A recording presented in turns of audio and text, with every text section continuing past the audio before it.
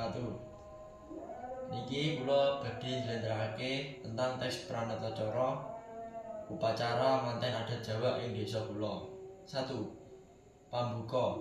Assalamualaikum warahmatullahi wabarakatuh. Para rawuh ingkang dihormatan, puji syukur kita aturaken dumateng Gusti Allah Subhanahu wa taala awit rahmat lan hidayanipun kita saged bebarengan ing acara upacara manten adat Jawa. Mugi acara punika saged lumampah kanthi lancar lan pinaringan berkah tumrap pengantin lan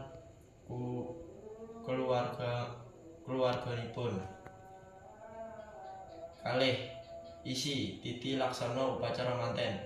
Ing adat Jawa, upacara manten kagayut karo makna lan piwulang luhur.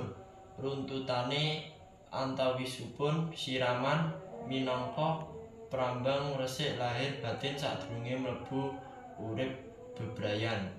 Midodareni papadang lan pangestu kanggo calon manten estri ijab kabul.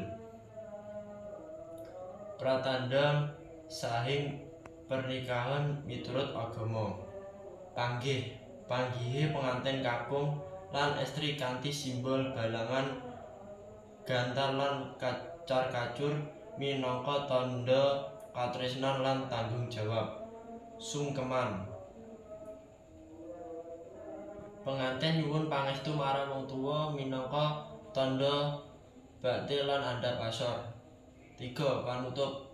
Para rawuh ingkang dihormatan, mekaten rerangkeun upacara manten adat Jawa. Mugi pengantin tansah rukun, langgeng lan pinaringan kabagyan. Matur suwun sanget dumateng panjenengan sedaya ingkang sampun rawuh. Assalamualaikum warahmatullahi wabarakatuh.